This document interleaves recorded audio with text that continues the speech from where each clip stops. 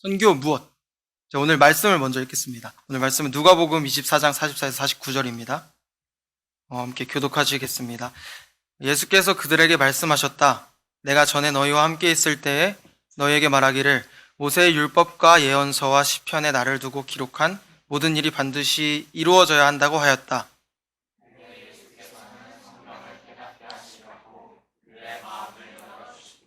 그들에게 말씀하셨다. 이렇게 기록되어 있다. 곧 그리스도는 고난을 겪으시고 사흘째 되는 날에 죽은 사람들 가운데서 살아나실 것이며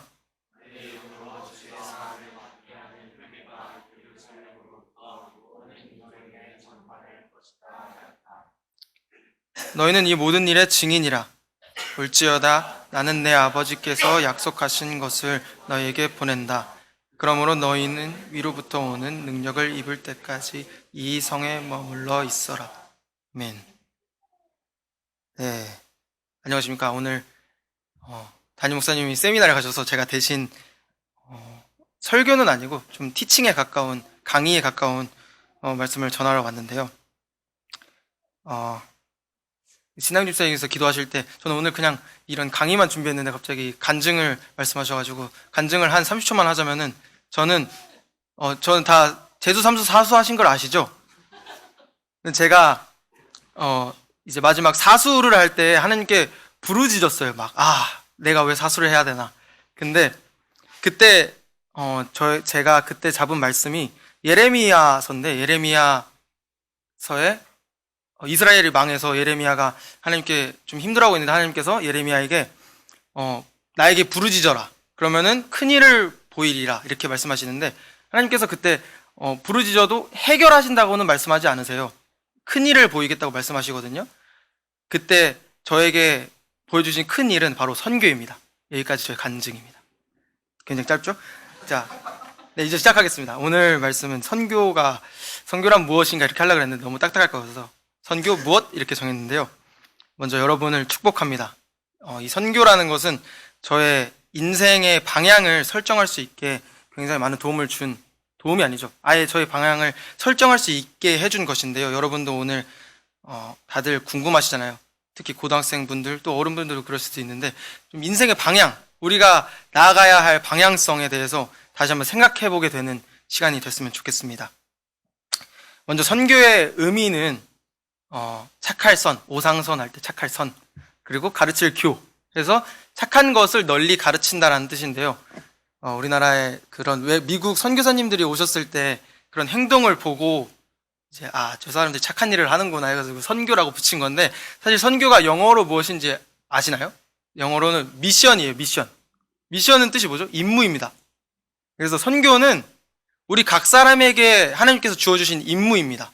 그래서 누구도 피해갈 수가 없는 거예요. 우리가 그냥 태어난 사람이 없잖아요. 누군가 누구나 우리가 해야 할 일이 있거든요, 분명히. 그리고 그것을 이야기하는 책이 성경입니다. 그리고 성경은 죽은 자들의 책이 아니라 살아있는 지금 바로 나의 책이어서 이 책에서 지금 살아있는 나에게 내가 무엇을 해야 하고 무엇을 가지고 있는지 말씀해 주고 계신데요.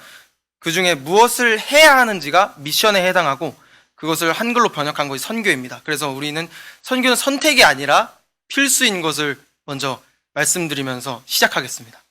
첫 번째로 선교에 대해서 알려면은 성경의 세계관과 역사가 알아야 돼요. 이게 굉장히 기초거든요. 근데 이게 선교의 기초만 아니라 성경의 기초예요. 그러니까 크리스찬의 기초죠. 성경에서 이제 하나님께서 태초에 천지를 창조하십니다. 그리고 아담을 만드시죠. 그렇게 해서 시작이에요. 그래서 아담은 인간의 왕으로 만든 거죠. 어떻게 보면은 하나님께서 아담이 이 세계를 다스렸으면 좋겠어서 만들었으니까 되게 엄청나게 뛰어나게 만들었겠죠. 그래서 원래 아담이 선악과를 먹지 않았으면 지금까지 살아서 이 땅을 통치했을 것입니다. 그런데 아담이 안타깝게도 이제 문제를 일으키죠. 선악과를 먹습니다. 근데 제가 옛날에는 선악과 본문을 읽으면서 되게 마음이 좋지 않았어요. 왜 하나님이 굳이 선악과를 만드셨나? 왜 하나님이 굳이 선악과를 만들어서 이렇게 우리가 힘들지? 약간 이런 마음이 있었는데 그 성경을 보면은 되게 하나님이 전혀 아담이 그걸 먹을 거라고 생각하지 않으세요. 그래서 지금 막 예를 들면은 지금 목이 마르니까 예를 한번 들어볼게요. 제가 마셨습니다. 이거 저의 물입니다. 이거 아무도 마시면 안 됩니다. 이거 제 겁니다. 이거 마시면 죽습니다. 이거를 마시고 싶은 사람이 있으십니까, 지금? 아, 선유요? 그럼 큰일 나는데? 자, 그러니까 아담은 선택을 한 거예요, 선택. 사탄의 말을 듣기로 선택을 한 거고, 하나님과 같게 되려고 선택을 해서 누군가의 말을 들었다는 것은 그 사람의 권세 밑으로 들어간 거죠. 그래서 문제가 발생되었고, 이때부터 이제 그 전에는 메시아에 관한 이야기가 없다가 딱 문제가 발생하자마자 메시아에 관한 말씀이 막 나오죠. 뱀, 여자의 후손 이런 이야기, 가죽 옷을 입히시고, 그리고 나서 예수님이 오십니다. 문제를 해결하십니다. 메시아를 보내셔서 우리를 위해 대신 죽이시고 부활하심으로 해결하십니다. 그리고 나서 근데 많은 교회에서 여기까지만 말씀하잖아요. 근데 더 중요한 거는 제시작이 있습니다. 제시작. 이게 좀 뭐랄까 보통 크리스찬들이 지니고 있는 가치관에서 더 나아간 것인데 조금 어려워요. 여러분은 저희가 죽고 난 다음에 영원한 천국에서 산다고 알고 계시잖아요. 그쵸? 죽음 이후에 천국이 있다. 근데 예수님이 다시 오신 다음에는 우리가 천국에서 살까요? 잘 모르시겠잖아요. 근데 이게 굉장히 요즘 교회에서 말하기 어려운 게 신천지 때문에 말하기가 어려워요. 왜냐면은 신천지 뜻이 새하늘과 새 땅이잖아요. 근데 성경에 분명히 새하늘과 새 땅이 나온단 말이에요. 그리고 베드로 후서 3장에도 그날에는 하늘과 땅이 녹아진다는 말이 나와요. 그러니까 새하늘과 새 땅이 예수님이 다시 오셨을 때 새하늘과 새 땅이 시작되고, 그리고 저희가 인간적으로 그냥 생각해봐도 하나님이 굳이 물질 세계를 창조하셨잖아요. 이렇게 마이크 있고 이렇게 있고, 우주 엄청 크고, 지구만 생각해도 지구 엄청 크잖아요. 그리고 사람의 세포만 생각해도 엄청 섬세하고. 근데 그것을 되게 하나하나 섬세하게 만드셨는데 굳이 야 이제 끝났어 다 천국으로 들어와 하는 거는 좀 앞뒤가 맞지 않는 거예요. 근데 이제 신천지가 그 말을 썼는데, 신천지가 제가 검색을 해봤는데 전혀 새하늘과 새 땅에 관한 그게 아니더라고요. 전혀 좋은 말만 가져갔고, 거기 사람들은 그냥 14만 4천 명이 회원수가 등록이 되면은 순교자들의 영혼이 본인들 영과 합쳐져서 이제 영혼이 산대요. 근데 이미 거기 회원수가 14만 4천 명이 넘었거든요. 그래서 어떻게 될지 궁금한데, 여러분에게 말씀드리고 싶은 거는 여기서 저희가 죽고 난 후에는, 지금 죽으면 당연히 천국에 갑니다. 아직 예수님이 오지 않으셨으니까. 근데 예수님이 다시 오셨을 때는 분명히 재시작이 있다는 거죠. 네, 지금 저희는 말세 이 사이에 살고 있습니다. 예수님이 다시 오시는 시간에 살고 있습니다. 다음으로 오실 메시아와 오신 메시아, 다시 오실 메시아가 있는데요. 굉장히 어렵네요. 제가 강의를 듣기만 하다가 말하려고 하니까, 이제 오실 메시아는 구약의 초점이잖아요. 이해가 잘 안 돼요. 노아의 방주 때 사람들 다 죽이시고, 하나님은 사랑이신데 노아의 방주 때 노아 시대 사람들 다 죽이시고, 또 모세 기적 때 애굽 사람들 다 죽이시고, 그런 것들을 보면은 참 하나님 되게 나쁘시다 이렇게 생각할 수 있는데, 그때 초점이 예수님이 오시는 것에 집중을 하고 있고, 만약에 하나님께서 노아 시대의 사람들을 죽이지 않으셨다면은 아브라함의 후손으로 예수님께서 오셔야 되는데, 그 아브라함의 아들들이 타락할 가능성이 굉장히 높잖아요. 거기는 망했으니까, 이제 세상이 그때는, 노아의 시대에는. 그래서 하나님이 눈물을 머금고 그 사람들을 죽이신 거죠. 왜냐면 메시아가 오시는 게 중요하니까. 그리고 또 모세 때도 그렇고. 그리고 되게 성경에서 보면은 창녀 라합 있잖아요. 정탐꾼들에게 밧줄을 내려준. 그 사람이 한 거는 밧줄을 내려준 것밖에 없어요. 그냥 객관적으로 보면은 매국노잖아요, 사실은. 객관적으로 봤을 때는. 근데 그거 하나 했다고 성경에 이름이 올라와요. 그게 뭐냐면은 하나님께서 원하시는 일을 한 거죠. 그 창녀 라합은. 그래서 그거 하나 내렸다고 성경에 이름이 기록됩니다. 그래서 예수님이 혈통에 라합이 들어가게 되거든요. 그래서 그것을 봤을 때 구약의 모든 포커스는 오실 메시아, 그걸로 하면은 모든 게 다 이해가 되거든요. 하나님이 굳이 여기서 이렇게 하신 거는 메시아가 오시기 위한 것 때문이다. 그 다음에는 오신 메시아입니다. 오신 메시아의 목적이 뭐냐면은 가장 중요한 거잖아요. 죽으시고 부활하시는 거잖아요. 만약에 집중한 것이 오신 메시아의 일이 아니라면은 예수님께서 그 공생의 기간을 더 길게 가지셨어야 되겠죠. 더 많은 사람들을 구원하고 더 많은 병자들을 치료하고 그냥 아예 다 지구의 모든 사람들을 치유하면 됐는데 그러지 않으시고 딱 짧게 공생의 기간을 가지시고 달리시고 부활하시고 올라가셨다는 것이 오신 메시아에 집중되어 있기 때문입니다. 그렇다면 지금 우리가 살고 있는 시대는 어떤 시대냐면 다시 오실 메시아에 집중하는 시간이란 말이에요. 지금 우리가 살고 있는 시간은. 그러면은 그 라합은 밧줄 하나 내려줬다고 성경에 이름이 올라갔는데 저희가 하나님 나라가 오게 하겠다고 선교를 하면은 굉장히 하나님께서 예뻐하시겠죠? 네, 그렇습니다. 네. 일단 이해되셨죠? 이 첫 번째, 이거를 이해해야 돼요. 선교를 이해하려면.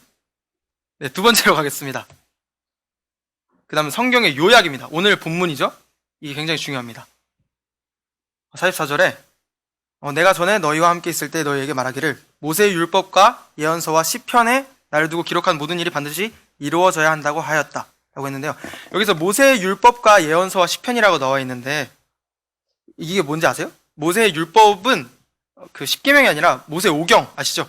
창세기, 출애굽기, 레위기, 민수기, 신명기 그 모세 5개와 예언서, 예언자들이 선지자들이 쓴 거 뭐 이사야서, 예레미야서 그리고 시편은 시가서들 시편, 잠언, 전도서, 예레미야, 애가, 아가 이렇게 다음에 뭔지 아십니까? 구약 전체입니다. 근데 이렇게 말씀하신 이유는 내가 모든 장르와 상관없이 나를 두고 기록한 모든 일이 이루어져야 한다는 것을 강조하신 거거든요. 다음 절에 보면은 그때 예수께서는 성경을 깨닫게 하시려고 그들의 마음을 열어주십니다. 그러니까 이게 지금 뭐냐면은 되게 베드로 같은 사람들 보면은 깨달음을 얻은 것 같으면서도 못 깨달은 것 같은 행동을 많이 한단 말이에요. 뭐 베드로가 막 주는 그리스도시요 살아계신 하나님의 아들입니다 이렇게 말해서 칭찬받았다가도 예수님께서 십자가에 달리셔야 된다고 했을 때 안 된다 그래가지고 막 사탄아 물러가라 이런 말 듣잖아요. 근데 이때 45절에 보면은 그런 깨달음이 아직 부족한 제자들에게 성경을 깨닫게 하시려고 마음을 열어주세요. 이 뜻은 이 다음에 나온다는 것이 굉장히 중요하다는 뜻이거든요. 그래서 46절에 보면은 그들에게 말씀하셨어요. 그 구약에 이렇게 기록되어 있다. 그리스도는 고난을 겪으시고 사흘째 되는 날에 죽은 사람들 가운데서 살아나실 것이며 그의 이름으로 제사함을 받는 회개가 있다. 이 세 개가 지금 이루어졌죠. 구약에 기록되어 있는데 지금은 이것들이 이루어진 세계에 저희가 살고 있습니다. 예수님이 고난을 겪으셨고 부활하셨고 제사함을 받는 회개는 뭐 오늘 뭐 잘못해서 아이고 잘못했습니다 이렇게 그런 회개가 아니라 정말 완전한 돌이킴. 우리가 처음 예수님을 믿었을 때 주로 영접했을 때 그 돌이키는 회개를 말하거든요. 근데 이 교회에서 이 세 개만 말합니다. 보통 왜 그런지는 모르겠는데 그래서 선교에 대해서 되게 사람들이 힘들 것이다 이렇게 왜곡하고 착각을 하는데요. 여기서 말씀을 보면은 중요한 게 네 번째가 또 있죠. 예루살렘으로부터 모든 민족에게 전파될 것이다 하였다. 그러니까 성경에 이미 고난과 부활과 구원과 전파될 것이 기록되어 있는 거예요. 이미. 그러니까 우리가 한 명이 나 선교 안 해 이렇게 해도 하나님의 말씀은 모든 민족에게 전파될 것이 이미 기록되어 있어요. 그리고 너희는 이 모든 일의 증인이라 라고 하셨어요. 그러니까 우리가 복음을 전파할 때는 예수님이 고난과 부활과 구원만 전하는 것이 아니라 전파될 것까지 전해야 되는 거예요. 복음을 전할 때에는. 그리고 나서 볼지어다 나는 내 아버지께서 약속하신 것을 너희에게 보낸다. 그러면 너희는 위로부터 오는 능력을 입을 때까지 이 성원에 머물러 있어라 라고 하시고 이게 이제 누가복음이 누가를 썼잖아요. 누가가 누가복음을 썼잖아요. 그리고 나서 사도행전을 누가가 또 쓰거든요. 그러면서 1장 8절로 이어져요. 이때 증인이라 하고 그 증인들이 진행되는 것이 사도행전에 이어지거든요. 이 말씀이 되게 중요합니다. 이 성경의 요약을 예수님께서 말씀하신 거잖아요. 예수님께서 말씀하신 거는 그 어떤 책의 목적을 들으려면은 저자 직강이라는 게 있어요. 저자가 왜 어떤 목적으로 이 책을 썼는지. 지금 저자 직강입니다, 이게. 예수님께서 말씀하신 거죠. 이 성경의 요약, 아예 성경이 이런 거야, 라고. 네, 그렇습니다. 자, 다음은 빨리빨리 넘어가겠습니다. 선교적 종말입니다. 저는 그때 5살이어서 잘 모르겠는데, 어른분들은 밀레니엄 막 해가지고, 다미 선교회 이런 거 기억하시나요? 저는 듣기만 했는데, 일단은 말씀드리고 싶은 거는 선교를 뺀 종말론은 모두 거짓이라는 걸 말씀드리고 싶어요. 왜냐면은 선교 자체가 예수님을 다시 오게 하는 건데, 선교를 빼고 막 몇 시 몇 분 몇 초에 예수님이 오신다. 이런 거는 아예 말이 안 되거든요. 애초에 약간 생각을 해보면은, 99년 9시 9분에 오신다 이랬는데 그 시간이 우리나라 시간으로 오시는지, 그리니치 천문대 시간으로 오시는지 저희는 잘 알지 못하잖아요. 네이버 시계로 오시는지 다음 시계로 오시는지 알지 못해요. 그래서 약간 그런 것들은 뭔가 좀 잘 생각만 해도 잘 넘어가지 않을 수 있을 것 같고, 이 말씀 되게 중요해요. 한번 같이 읽도록 하겠습니다. 마태복음 24장 14절 시작. 이 하늘나라의 복음이 온 세상에 전파되어서 모든 민족에게 증언될 것이다. 그때야 끝이 올 것이다. 이 말씀이 되게 많은 선교 단체에서 주제 표어로 쓰고 있는 말씀이거든요. 이 배경이 예수님께서 제자들과 같이 걸으시면서 이 성전 다 무너진다, 다 없어진다 이렇게 하니까 제자들이 그러면 그게 언제입니까? 언제 말세 망합니까? 세상이 끝납니까? 라고 말했을 때 이렇게 말씀하신 거예요. 이 하늘나라의 복음, 이 하늘나라는 이제 킹덤이죠. 하나님의 나라가 임하는 것. 이 복음이 온 세상에 전파되어서 모든 민족에게 증언될 것이다 라고 하셨어요. 되어야 한다가 아니고 될 것이다. 아까 말씀에 써져 있던 것처럼 그때야 끝이 올 것이다. 그러니까 몇 시 몇 분 몇 초가 아니라 이 복음이 온 민족에게 전파되면 그때 예수님이 오시는 겁니다. 이거는 비유로 말씀드리고 싶은데요. 왕자가 혼인잔치를 해요, 만약에. 그러면은 막 사람들이 다 와야 되잖아요. 귀족이든 백성들이. 근데 거기서 안 오면은 어떻게 되는 거예요? 반역이잖아요. 약간 좀 벌을 줘야 되잖아요. 근데 그 벌을 받아야 하는 사람이 저는 왕자의 혼인잔치가 있는지 듣지 못했습니다. 전달받지 못했습니다. 라고 하면은 그거는 왕자의 잘못인 거죠. 그러니까 모든 민족이 복음을 듣지 못했을 때 예수님이 오지 못하시는 거예요. 왜냐하면 모두가 다 듣고 결정을 해야지 비로소 혼인잔치를 시작할 수 있는 거니까요. 그래서 모든 민족에게 증언될 것이다. 근데 이 모든 민족이 거의 얼마 남지 않았습니다. 준비하십시오. 두려워하지 마시고 경외하십시오. 다음입니다. 사도행전 1장 6에서 8절입니다. 함께 읽겠습니다. 시작. 사도들이 한자리에 모였을 때에 예수께 여쭈었다. 주님께서 이스라엘에게 나라를 되찾아 주실 때가 바로 지금입니까? 예수께서 그들에게 말씀하셨다. 때나 시기는 아버지께서 아버지의 권한으로 정하신 것이니 너희가 알 바가 아니다. 그러나 성령이 너희에게 내리시면 너희는 능력을 받고 예루살렘과 온 유대와 사마리아에서 그리고 마침내 땅끝에까지 이르러 내 증인이 될 것이다. 아멘. 이때도 또 제자들이 그거에 몰입돼 있어요. 언제입니까? 지금입니까? 근데 이 사람들은 좀 메시아에 대해서 지금 착각하고 있는 시기죠. 이스라엘에게 나라를, 그러니까 독립하는 때가 지금입니까? 라고 물어보는데 예수님은 되게 이런 거를 우문현답이라고 하는데 되게 잘 말씀하세요. 때나 시기는 아버지께서 아버지의 권한으로 정하신 것이니 일단 너희가 알 바가 아니다. 이게 되게 유명한 말씀이잖아요. 다들 암송하시고 막 오직 성령이 너에게 임하시면 이렇게 하는데 이거 세 번역으로 하니까 되게 잘 번역이 됐어요. 이게 오직이 사실 그러나입니다. 그래서 이 되게 성령 집회하는 분들이 오직 성령 이렇게 말씀하시잖아요. 근데 이 말씀을 문맥적으로 봤을 때 이 말씀에서 중요한 단어는 성령도 물론 중요하지만 이 문장의 핵심은 증인입니다. 증인. 그래서 여기서 또 나오죠. 마침내 땅끝에까지 내 증인이 되리라. 그러니까 예수님께서 계속해서 그런 말세에 대해서 말씀하시면서 계속 땅끝 복음 전파, 증인 이런 걸 계속 말씀하세요. 그것도 3번이나.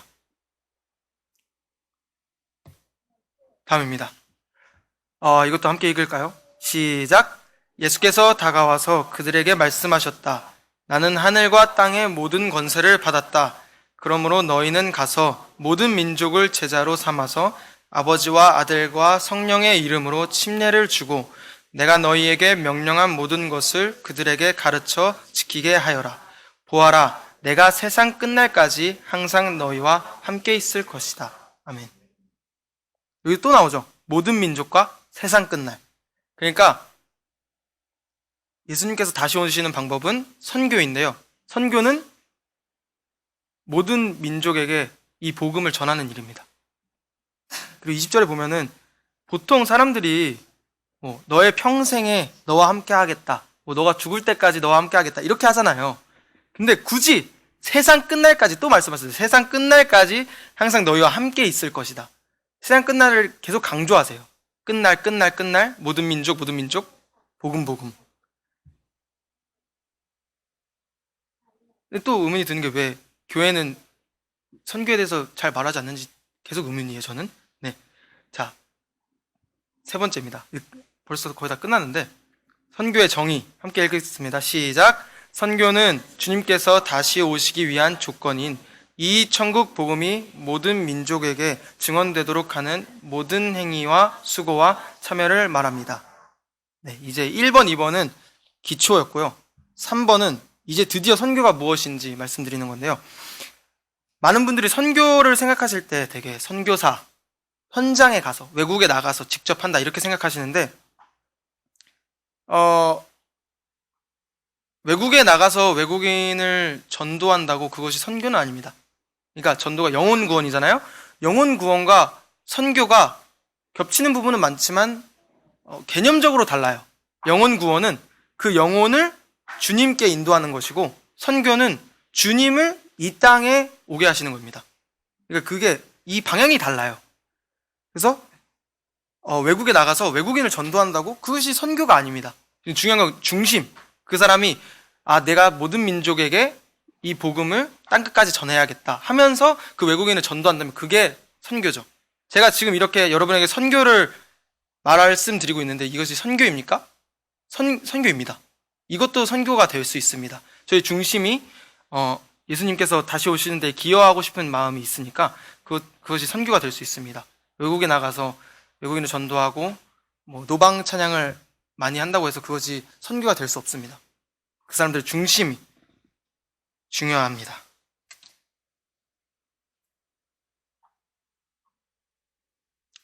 이제 마지막 페이지인데요. 벌써 50분, 12시 안에 마무리할 것 같습니다. 선교의 기본입니다. 선교의 기본인데 사실 이게 가장 중요하다고 생각해요. 저는 오늘 드리는 말씀 중에서 이 페이지가 가장 중요하다고 생각하는데 선교의 기본이고 또 크리스찬의 기본입니다. 일단 하겠습니다. 선교의 기본 첫 번째 아이덴티티, 정체성입니다. 우리는 하나님의 사랑받는 자녀이죠. 하나님께서 우리를 창조하셨습니다. 두 번째 어노인팅, 기름 부으심입니다. 하나님께서 우리를 축복하십니다. 하나님께서 우리에게 악기를 다룰 수 있는 달란트를 주셨고 사람을 대해서 대화할 수 있는 달란트를 주셨고 자녀를 주셨습니다. 다음으로 미션. 그래서 우리는 임무가 있는 것이죠. 근데 순서가 이게 맞아요. 그러니까 하나님께서 우리를 사랑하시고 그리고 우리를 축복하셨으니 그래서 우리가 미션을 하는 거죠. 여기 아까 우리 5번 찬양, 마지막 찬양 했을 때도 아바 아버지 나를 사랑하시니 나의 모든 것 주님께 드려요 라고 하잖아요. 하나님께서 우리를 사랑하시는 걸 아는 게 먼저예요. 하나님께서 우리를 사랑하시고 우리에게 축복 주십니다. 복 주십니다. 그래서 제가 찬양 인도를 하는 것입니다. 예를 들어서 근데 많은 사람들은 거꾸로 생각해요. 내가 찬양 인도를 하면은 하나님께서 나를 복 주시겠지? 그리고 하나님이 결국 나를 사랑하시겠지? 그게 완벽한 종교입니다. 종교. 근데 많은 크리스천들이 이렇게 생기면은 하나님께서 우리 가정에 복을 주시고 그러면 나를 사랑하시겠지? 근데 이게 절대 틀린 말입니다. 아예 틀린 말, 다른 게 아니고 틀린 말입니다. 저희가 사실 이것만 다 알아도 크리스천들이 개독교라는 말을 듣지 않을 수 있을 것 같거든요, 저는. 아이덴티티. 네. 그래서 앞글자를 따면 I am이잖아요. I am. 그래서 한번 말을 만들어 봤어요. I know who I am. 한번 따라해 봅시다. 시작. I know who I am. 자, 우리 고등학생들 영어 공부하시죠? 여기서 who가 뭡니까? 무슨 관계대명사죠? 네, 그냥 넘어가도록 하겠습니다. 자, I know who I am. 무슨 뜻이에요? 뜻은 알죠? 나는 내가 누군지 안다. 이런 뜻이잖아요. 먼저 우리가 누군지 알아야 돼요. 우리는 하나님의 사랑받는 자녀입니다. 하나님께서 우리를 사랑하십니다. 그래서 하나님께서 우리에게 축복 주시고 그로 인해서 우리가 선교를 하고 모든 민족에게 나아가서 복음을 전파하는 거예요. 우리가 모든 민족에게 전파한다고 하나님께서 우리에게 복을 주시는 게 아니라 우리는 이미 그러한 복을 받았습니다. 이미 지니고 있어요. 성경에 써 있습니다. 그래서 I know who I am. 우리가 누군지 알아야 합니다. 근데 뭐 어떻게 알아요? 명상한다고 알 수 있는 게 아니잖아요. 근데 되게 놀라운 것이 who I am이 뜻이 내가 누구인지 이런 뜻이잖아요. 여기서 히브리어로 하면은 여호와입니다. I know 여호와. 우리는 우리의 정체성을 확립하려면은 하나님을 알아야 합니다. 하나님을 알아서 우리의 정체성을 확립하고 하나님을 알아서 우리에게 주어주신 것이 무엇인지 알아야 하고 그래서 선교를 해야 하고 사역을 해야 하는 것입니다. 지치지 마시고 하나님께서 우리에게 무엇을 주셨는지 하나님께서 우리를 어떻게 사랑하시는지 집중하셨으면 좋겠습니다. 이제 찬양하고 기도하겠습니다.